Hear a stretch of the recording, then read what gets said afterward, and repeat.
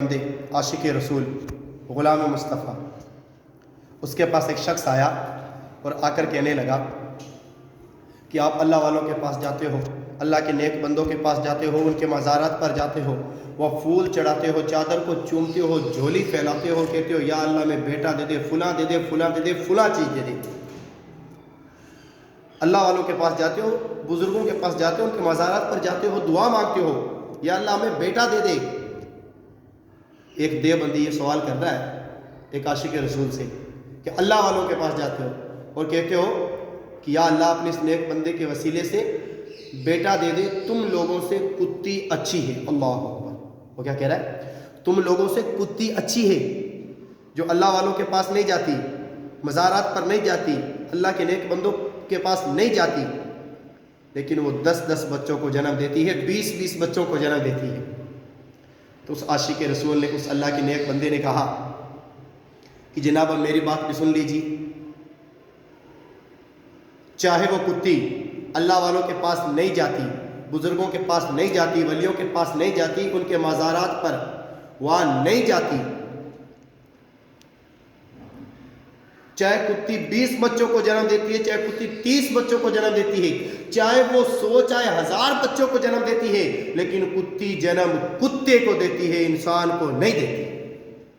کتی جنم کتے کو دیتی ہے، انسان کو نہیں دیتی۔ ہم اللہ والوں کے پاس جاتے ہیں، ان کے مزارات پر جاتے ہیں، پھول چڑھاتے ہیں، جھولی پھیلاتے ہیں، دعا کرتے ہیں اور دعا کرتے ہیں یا اللہ اپنے اس نیک بندے کے صدقے سے، وسیلے سے ہمیں بیٹا دے دے، ایک دے دے، انسان دینا، عاشق رسول دینا، یا اللہ کتا نہ دینا، گستاخ رسول نہ دینا۔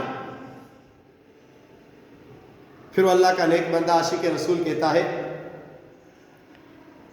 کہ اذان ہو رہی تھی، اذان ہو رہی تھی، جیسے ہی اشہد ان محمد رسول اللہ آیا تو میں نے اللہ کے پیارے حبیب صلی اللہ تعالیٰ علیہ وسلم کا نام سنا، محمد سنا، تو اپنے انگوٹھوں کو چوم کر آنکھوں پر لگایا تو میرے سے آ کر کہنے لگا کہ کہاں سے ثابت ہے، کہاں لکھا ہے؟ تو نے اپنے انگوٹھوں کو چوم کے آنکھوں پہ لگایا، کیوں، کہاں سے ثابت ہے؟ تو اللہ کا نیک بندہ عاشق رسول کہتا ہے میں نے اس سے کہا کہ جب اللہ کے پیارے حبیب صلی اللہ تعالیٰ علیہ وسلم کا یہ نور اللہ نے حضرت آدم علیہ السلام کی پشت یعنی پیٹھ میں ڈالا ہے، تو حضرت آدم علیہ السلام جب چلتے تو فرشتے حضرت آدم علیہ السلام کے پیچھے پیچھے چلتے، فرشتے حضرت آدم کے پیچھے پیچھے چلتے۔ تو حضرت آدم علیہ السلام نے جب یہ دیکھا تو اللہ کی بارگاہ میں عرض کی یا اللہ یہ فرشتے میرے پیچھے پیچھے کیوں چلتے ہیں؟ رب نے کہا اے آدم یہ فرشتے تیرے پیچھے نہیں بلکہ میرے آخری نبی کے نور کے پیچھے چلتے ہیں۔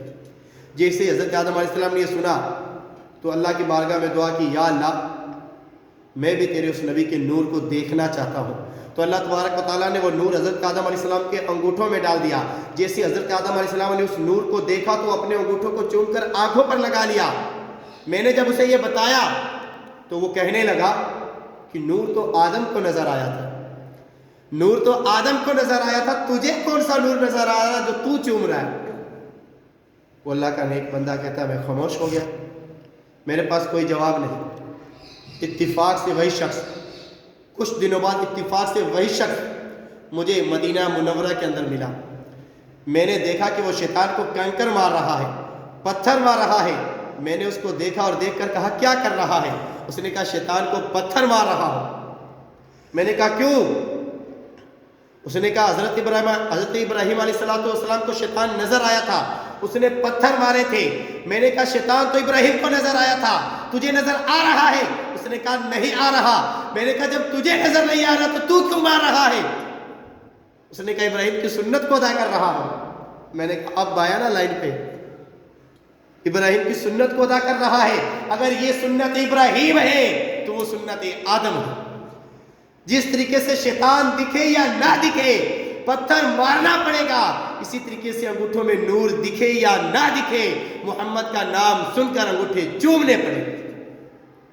اللہ کا وہ نیک بندہ عاشق رسول پھر کہتا ہے کیا کہ میں اپنے پروگرام کے لیے نکلا، راستے میں ہوٹل پہ بیٹھے ہم لوگوں نے کھانا شروع کیا، ہم کھانا کھانے لگے۔ ہم جب کھانا کھانے لگے تو میں نے دیکھا کہ سامنے پکچر چل رہی ہے، مووی چل رہی ہے، فلم چل رہی ہے، سامنے پکچر، کچھ لوگ دیکھ کر پکچر بیٹھے اور پکچر کو دیکھ رہے ہیں۔ ان میں سے ایک شخص بولا کہ یار پکچر کا ہیرو مر گیا، اب کیا ہوگا؟ پکچر کا ہیرو مر گیا، اب کیا ہوگا؟ تو دوسرا شخص بولا یار ہیرو نہیں مر سکتا، ہیرو نہیں مر سکتا۔ کیوں؟ کیونکہ پوری پکچر ہیرو کے اوپر بنی ہے، پوری مووی ہیرو کے اوپر بنی ہے۔ اگر ہیرو مر گیا تو مووی کس کام کی؟ مووی بنی ہی ہیرو کے لیے ہے۔ تو میں نے کہا بات سمجھ میں آ گئی، بات عقل میں آ گئی۔